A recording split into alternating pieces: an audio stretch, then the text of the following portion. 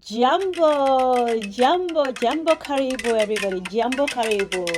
Welcome to 2025. Welcome to Jambo the Akumbo podcast. I am your host, Dr. Ruth Betamomo Akumbo, and I am wishing you the best of 2025. The best of 2025. It is already February, so let's jump into wishing you a happy Black History Month. For all of you Black people out there, you are Black 365, 66, or no matter what calendar you're working on, you are Black all year long. So enjoy it, learn as much as you can this year, equip yourself, empower yourself, innovate, grow, ignore the politics, invest in yourself and grow. Happy Black History Month. For this presentation, it is something that I shared with my class that I figured I will share with you. I hope that you learn. I hope that you're encouraged. I hope that you're blessed. And I look forward to your questions. I look forward to your concerns. I look forward to your comments. Feel free. Leave me a message. Leave me your comments. Leave me your thoughts. Let's discuss. Let's talk. Let's get growing together. Let's innovate together. Let's create together. Happy 2025 again, and I look forward to hearing from you. Enjoy the podcast. This particular presentation is based off of an article that I wrote, and it is called Leadership, Service, and Wicked Problems, the Impact of War, Lack of Funding, and COVID-19 in Service of Those with Fewer Opportunities. And it was published by Scholarship Without Borders, edition 2 of their journal. And it is Article 7. So this is based on my organization, or our organization, which is Plant a Seed Africa, a holistic education approach. And we've been doing this work since 2001. Our focus is education. We provide skills, learning centers. We've done well-being activities for children and supported with surgeries. We have also provided clean water for a school in Cameroon, reaching over 2,000 people. And our main thing that we do is school supplies. We do a lot of the school supplies. Every semester, we try to provide children in the community with books, school fees sometimes, and in exchange, they have to participate in sports events. So it's not just about coming and getting school supplies. It's also about contributing to the community by providing entertainment or by participating in some sports activities or by helping clean up in the community. So whatever they do as part of that week of activities, at the end of it, they receive school supplies. 2018, 2019, I went back to Cameroon, and I am from the part of the country that has political unrest, and that political unrest eventually really led to a lot of the students dropping out from school. And because of this problem, I thought about alternative ways of creating an alternative education for the children. That idea was hit hard by COVID-19, and unfortunately, we were not able to do the project since a lot of our funders were also struggling, and we didn't have the money to run that project. It was a great project, just didn't have the money to do it. So I looked at that time period from maybe say 2018 through 2019 as a chaotic problem, 2018, 19, 20, 21 even, as a very chaotic period in the time. And we say we face challenges in leadership, approach and navigating disruptions, internal threats, ongoing pursuits of excellence. We constantly are seeking excellence, but sometimes it is just challenging. It is just challenging. So this article, An Organization in Chaos, reveals Plant a Seed as it faces challenges in its leadership approaches, as it navigates external disruptions, internal threats, and ongoing pursuits of excellence. The vision right now for the company is equipping Africa's youth for the future, or youth in general, since we work not just in Africa, we work even in the United States. So wicked problems. Wicked problems are complexities and interconnected issues in an organization. So for our organization, the complex issues were funding, access to education, the pandemic, political unrest, and leadership challenges.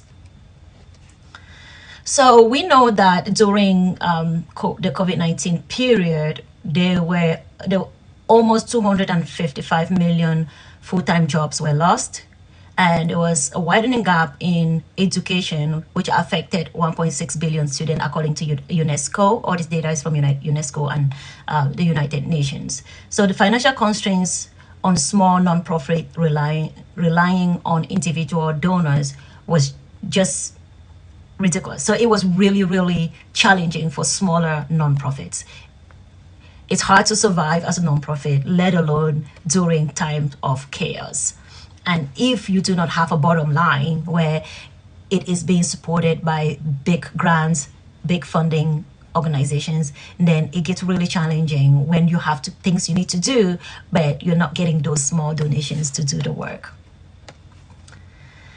So the major donor base was very, very highly affected, or was highly affected, especially here in the United States, for our nonprofit, which was as a result of the loss of income and as a result of people not working. And if you're not working, it's hard to give. What are you going to give out of? So the financial constraint impacted organizations' ability to sustain and impact and expand projects, including the proposed online school that would have been an alternative for the children that were impacted by the crisis. So other external disruptions were that particular ongoing conflict in that region. That conflict started in 2016 and it continues up till date.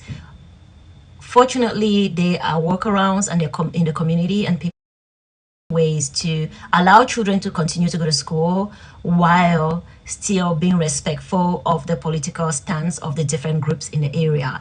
That really relieves burden for the future generation, because I don't know how it is possible for children not to go to school, and we thinking that the next generation is going to be equipped to face the challenges of an evolving and constantly changing global economy. It is important for these children to go to school, even in war areas, even in areas with political unrest. It is very important for the children to continue to go to school. If they don't go to school, the next generation is going to get impacted. Take, for instance, 2016 up through 2022 or 23 or 24, and now we're in 25. These are children that were born during that period that have not had an education.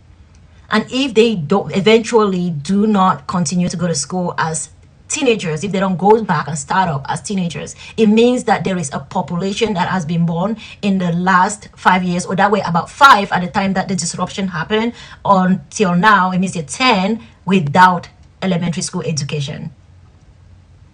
And if there are thousands and thousands of them, it simply means that there is going to be a gap in the educated population of that region in the next 20 years. And that is heartbreaking, because the community is going to be expected to catch up with the future. How are we supposed to catch up with the future if we have a whole generation that is sitting at home because of political unrest, or because of war, or because of crisis? So that's why this presentation is labeled, or is called an organization in chaos. It is very chaotic. It is very unpredictable.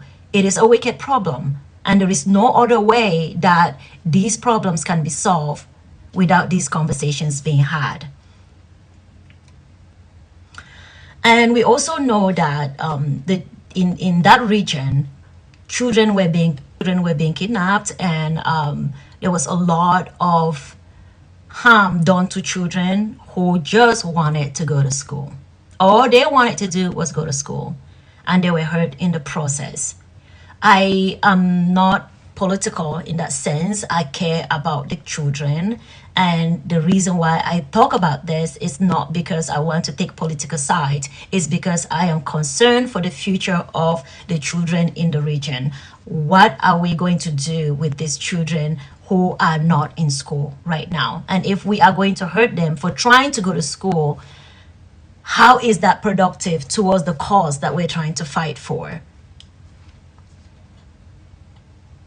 So it's all of these issues that spark the idea of trying to create an online school to help the children be able to have an alternative form of education.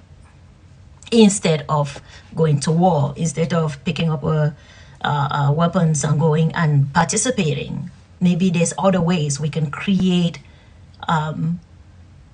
an education for these kids, or the ones that were not able to go to school within those 5 years. What are we doing to prepare them for a future where they need to be literate in order to survive in? So the political unrest also affected 80% of the schools. The grounds that was endangering children.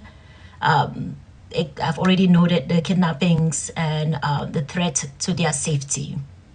Another key issue that impacts small nonprofits is, especially here in the United States, people are very skeptic. They're skeptic that they're worried that their donations will go towards something that is not what the organization says it is. I think one of the challenges for me is the fact that as a nonprofit leader, I am constantly working hard and giving sometimes out of my pocket to make sure that the work is done. But people that give, sometimes they give, somebody will give you $5, but they would almost treat you like you are going to become worthy out of their $5, even though that $5 is going towards the kids. And sometimes that $5, you even put 10, 20, 30, $40 just to make sure that the target is met for that project to be completed. So it is rough for the leaders of a nonprofit, especially a nonprofit, somebody that is from another country living in the United States. Sometimes it is very difficult for us to be able to sell the fact that we actually do good work. So sometimes the color of our skin allows us to be viewed as 419, if you know what 419 is, viewed as 419, like you're a scam, like you're trying to just take their money and go do something else with it instead of actually doing the work. So it is a thankless job. It is a job where you constantly have to prove that what you're doing is benefiting the people. In general, you have to do that for nonprofits in general, but sometimes it is harder because of the background of the leadership of that company.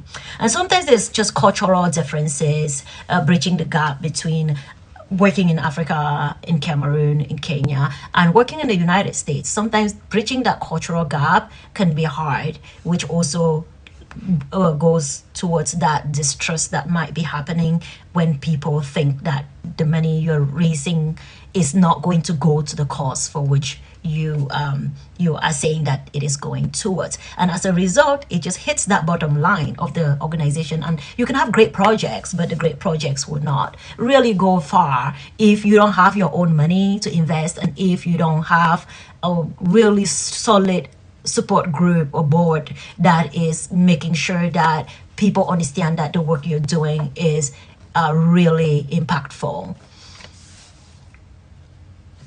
So the leadership challenges which leads into the internal threats are the heavy reliance on volunteers and short-term contractors, resulting in program instability, high turnover, disrupted long-term planning and implementation of existing programs, lack of paid leadership team resulted in burnout for leaders. So yeah, when you work for a nonprofit, and a small nonprofit, and a nonprofit that you are part of the founding team, it can be really taxing. It can lead to burnout. It can lead to discouragement sometimes, because you know that the work you're doing is great. You know that you're making impact, but it's just hard. It's hard because you're not getting paid, or you're not getting paid well enough to even survive, let alone go around and helping other people. So it almost feels like you have to get a different job so that you can support the work that you're doing and the work that you're passionate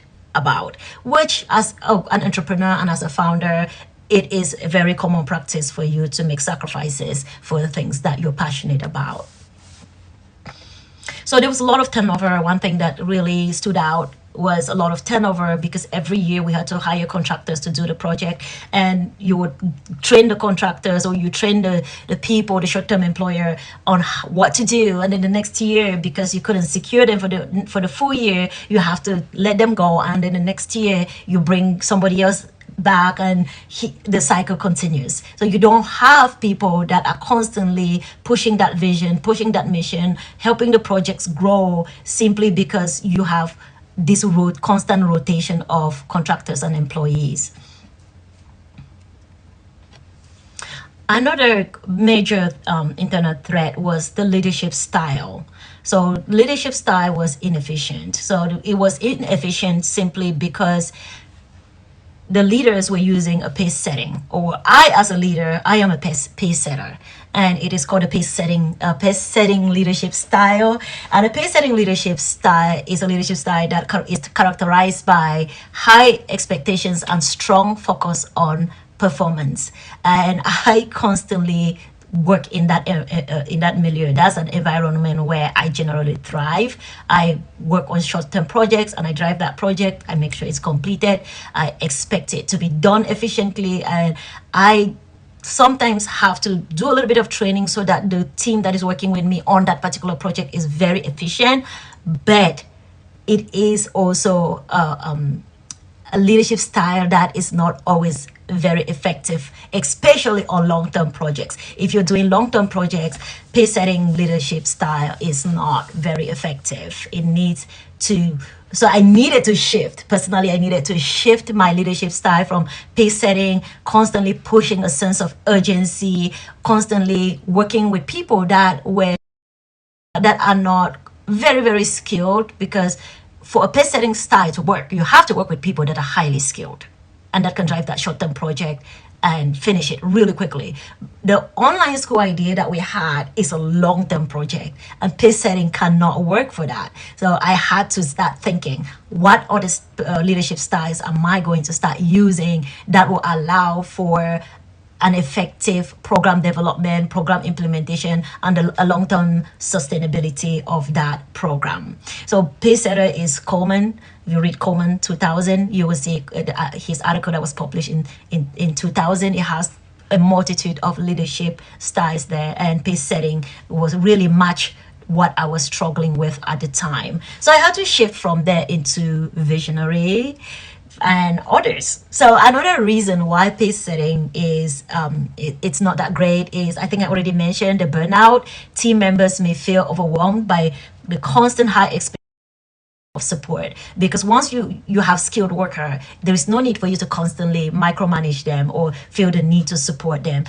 So with pace setting style, sometimes the team can feel a lack of support, which will allow them to drop out. It stifles creativity. So pace setting style also sometimes stifles creativity. So strong focus on performance can leave little room for innovation or collaboration. If you want a team that is collaborative and creative, pace setting style is not for them. That leadership style is totally not for them. So it can be demoralizing for struggling team members. For those who cannot meet expectations, can also feel like they are not good enough, like they feel unsupported, because again, when you're working with with a pace setting leadership style, the whole goal is to push your skilled employee to act fast, perform quickly under pressure, and achieve goals really quickly, like short-term goals really quickly. It is not a long-term goal kind of a project. So when do we use pace setting leadership style? When the team is highly skilled. I think I've repeated this multiple times. When the team is highly skilled, the team is motivated, the team is capable of working independently. If your team is not capable of working independently, nope, do not use pace setting leadership style with them. When you want quick results, and those quick results are critical, such as during the crisis, then you pull your pace setting leadership style hat and you put that on and you go to work. Because at that level, you need to achieve short-term goals, and you need to complete short-term projects fast. Or even if you have a long-term project and you break them into multiple short-term projects, you can use pace setting style and drive that project a bit faster. When leadership is by example, when as a pace setter, your leadership has to be by example. And when it is by example, you become almost like an inspirational leader because you are working by example. You're showing your people how to do the job. You're working with them. You're finishing the project with them. You're involved. So you can push the team to its limit with a pace setting style if you are part of the work that is happening. So it's not one of those things where you could sit and just give orders. It will not really be effective. You have to be involved. So knowing all these challenges with the education, with the political instability, with the crisis, which is part of the crisis, and funding issues, and the pandemic, all of these problems all at once, all this chaos in the organization at this time, I knew that I needed to create a different model for running the organization. I couldn't just keep going with the model that I have. I had to create a different of rules, guidelines, model, guiding framework of how to run the organization and stick to it. Sometimes very hard, but try to stick to it. So I created one called the 5F model for change. This one is strictly for Planter Seed Africa, and the goal is for us to pursue and preserve and maintain excellence. The whole point is for us to be an excellent organization. So this model, the hope is that it will allow us to be malleable, more flexible in the way we lead our people, lead the projects, and also the way we run the organization as. So this 5F model is influenced by Kotter, Senge, and Higgins, and these are all different models. They have their own models, and I basically took their models and I picked from them what I believe was necessary for my organization, and I combined it. So sometimes you don't have to reinvent the wheel. Sometimes you just read up and you understand what other strategies are out there in solving some of the kind of struggles that you are facing within your organization, and then you take those ideas and build something that works for you. And that's what I did with this. So for my personal leadership, I decided that I was going to place my emphasis on flexibility by shifting between 3 leadership styles. I can be really effective with pace setting leadership style that I've already discussed, which was the one I was working on, or that was my guiding leadership style for many years. I decided that I needed to add transformational leadership style, which is inspiring change, innovation, and collaboration to adapt and thrive. So I was going to follow that leadership style when pace setting leadership style wasn't working for me. So I needed to just shift to that leadership style. The other leadership style would be visionary leadership style. So I would shift between visionary, transformational, and pace setting leadership styles, depending on what the issue was, depending on what the chaos was. If there was no chaos, then I didn't need pace setting leadership style. If things were going well and I wanted to refine the vision and create something that was a little bit more calmer for my team, then the visionary leadership style allows me in times of quietness to just refine the company mission, vision, where are we going, objectives, and all of that. So, but for transformational leadership style, it was basically what I would be using to run the organization as a whole. So I would try to be inspiring, I would try to be innovative, I'll try to be collaborative, and again I'll try to prioritize the needs of the people with whom I work. That way it's not servant leadership per se where I'm constantly serving them. I'm able to challenge my team, but at the same time I'm able to prioritize their needs also. So it's not just about the organization, it's also about the people that work for the organization. So that is why I liked and leaned towards transformational leadership style. So my 5F model is tailored for the organizational change, is our organizational change framework. And 1, we want to address external disruption and internal threats. That's why we picked that model, because it will help us address external disruptions and internal threats. It will ensure sustainability and resilience amid changing environments. It will align with our leadership style. Remember the 3 leadership styles that I just mentioned? It will align with those 3 leadership and help with the organization's goals. And it will strengthen the ability to adapt to future disruptions while maintaining a focus on organizational leadership and excellence, which is what we really thrive for. So in the model, like I previously mentioned, it has the Kotter 8-step model of change. And I selected from the Kotter 8-step model of change, I selected establish a sense of urgency, build coalition, and create a vision. And for Cengage Learning Organization, I selected shared vision, systems thinking, and shared vision and systems thinking, which is Cengage. And then for Higgins, which is Higgins 7S model, I selected shared vision, skills, strategy, strategy alignment. So those are the big themes that I took and I merged them together to create the Plant a Seed Africa 5F model. So with the 5F model, I just kind of laid all of them out. And how did I decide if it will be F or S or T? So I selected F, and I laid out all these authors, their models, and I looked through them carefully, and I was able to select the ones that I think will be best. You can see it if you are watching or just listening, but if you look at it itself, you will be able to see the layout of the 5F model, underpinnings, what underpins the 5F model.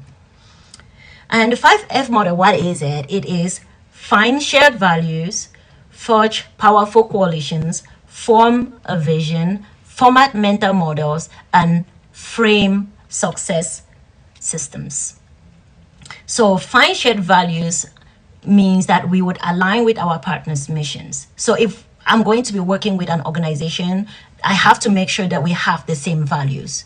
So I'm not just randomly picking organizations to work with. I have to make sure these organizations have the same value as I do, or as our nonprofit or our organization does. And forge coalitions. For effective work to happen, especially for nonprofits that are smaller, it is important to forge strategic partnerships. So I selected the second F as forge coalitions, which is also underpinned by the authors that I've already mentioned. Form a shared vision. Once I have found that we have the same values, and secondly, we want to work together as a coalition, then we have to sit down and decide on our shared value, right? So it is true that we each come with our mission, our vision, our objectives, and our values. Then we check and we compare them. We see how we align, how our values align. And once our values align, we now decide that we're going to become strategic partners. Once we become strategic partners, we need to sit down and decide a vision that works for both of us, right? So it's not just about kumbaya to work together. We still need to sit down and decide on the vision for our partnership. So with that in mind, all of us have the same goal. We have the same focus. We are all heading towards the same direction. So format mental models. Everybody have biases.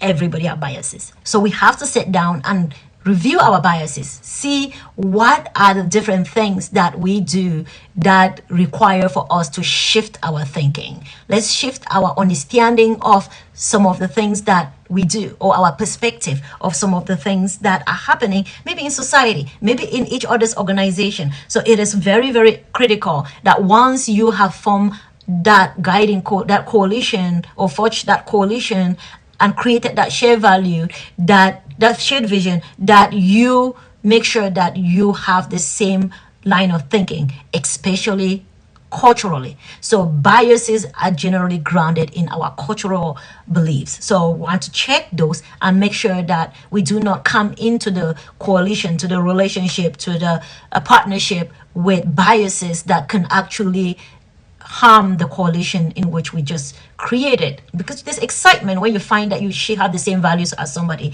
There is excitement when the person decides that they want to be in partnership with you.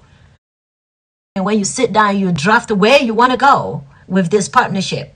And then thirdly, if you can really dig deep and figure out what are some biases that you might have and address those biases, those assumptions, those cultural differences, and address those, then you are framing a success system. At that point, you create a system that will win because you are able to be on the same value system, the same vision, and the same interest in what you want to achieve. So once you have framed those success system, a key component of framing that success system is implementing rewards and measuring your impact. So for your company to succeed, think about how you would measure impact and think about how you will reward the people that you. That is one of the reasons why I had to shift from pace setter back to transformational leadership, because it allows me and aligns with thinking about how to better reward the people that work with me or that I work with. So some of the insights from writing this article are: leadership agility is critical for long-term projects. It is important to be agile. It is important to be flexible, and it is important to be able to shift between leadership styles.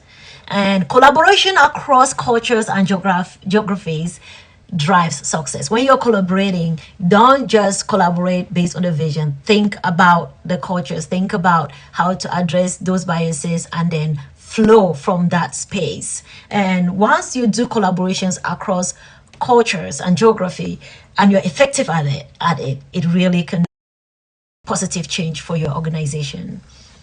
Innovation can emerge from crisis. A lot of people are afraid of chaos. A lot of people don't like crisis. I say that it is important to be able to just adapt, innovate, recreate whenever you're in a crisis situation.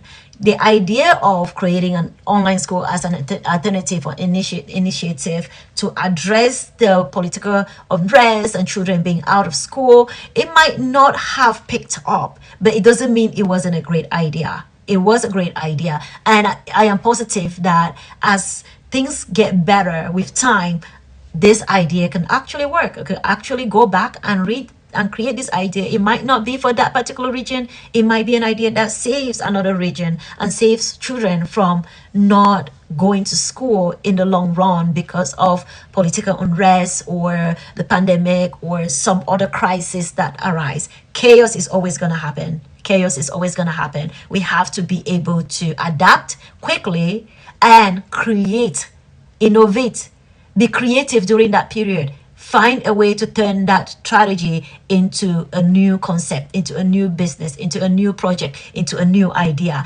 So don't be derailed just because you're facing a lot of in your organization, in your startup, in your company, in your nonprofit, whatever it is, even in school, in life.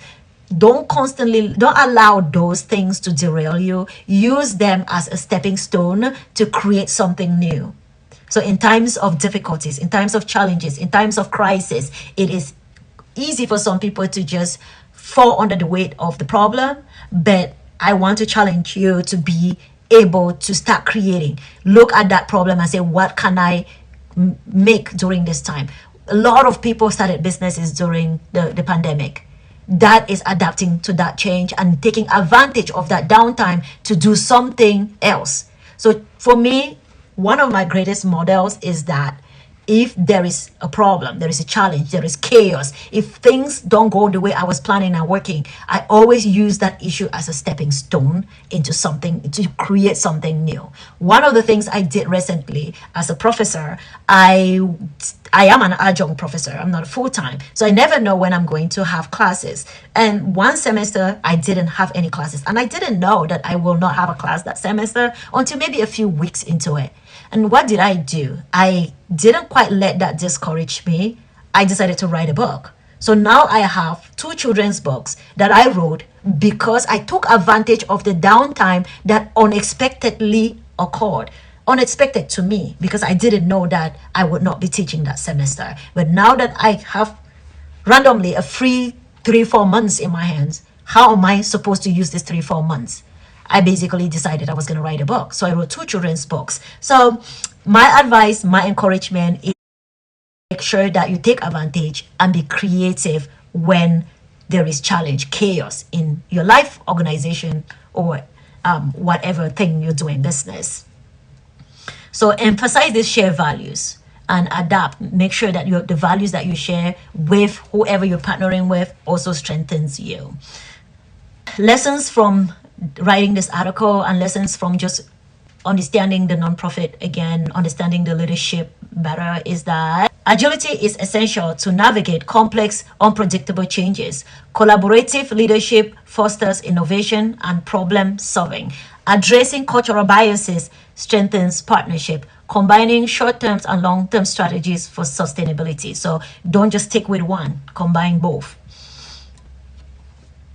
So my wins, sometimes it's easy to just focus on the bad things that happened, the things that didn't work, the project that didn't work out, the business you started that failed.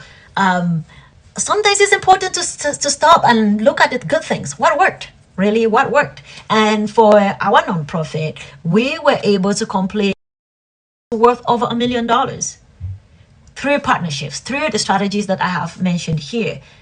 And that was the only way we could do it because we are a very small nonprofit. So we were able to do it because we forged those partnerships. And again, we were able to provide clean water for a village of over 2,000 people and a school in particular, because we wanted the children in that school to have clean water. And we were able to provide it not just for the school, but for the larger community. And this was done again through forging partnerships. So partnerships is a very critical part of accomplishing big projects when you're a small organization and you do not have enough funds to run big projects. Make sure you form partnerships. And one of the biggest things that we've done, which we've done for many, many years, is providing at least 100 children with school supplies every year. We've done this for so many years. And even when the political crisis was happening, we were still able to find ways to continue to support those children. So those really years where the program could not function because the crisis was at peak, we didn't do anything. But once the crisis started to die down, we were able to go back in there and start running our events, providing school supplies. And this year we were able to support, not a lot, but a little bit. We supported some teachers and schools by donating to an organization that was collecting for the fires here in California, in Los Angeles. So we're doing work. We're doing work. We're not a big organization, but we're doing work. We're doing work. And I'm very proud of the work we've done so far. And I'm proud of the work that we will keep doing. And I just encourage you and hope that whatever you're doing, you're not going to be discouraged in times of chaos. Adapt. And if you cannot adapt, create new things, create something different, evolve your organization, evolve your projects, do something different. You never know. Chaos can actually be a stepping stone to your big success. So don't give up. Working on my teas while recording the session and just having fun. Yes, I do own a tea company, Content Teas, and I blend the teas by myself and I package them and I sell them. And yeah, and I'm a professor, so I do many things. But I love teas, I love African teas, so I blend my own African herbal teas. And I started this because I just couldn't find herbal teas that I liked whenever I would go to a coffee shop. I didn't like the choices of teas, so I decided I was going to blend my own teas.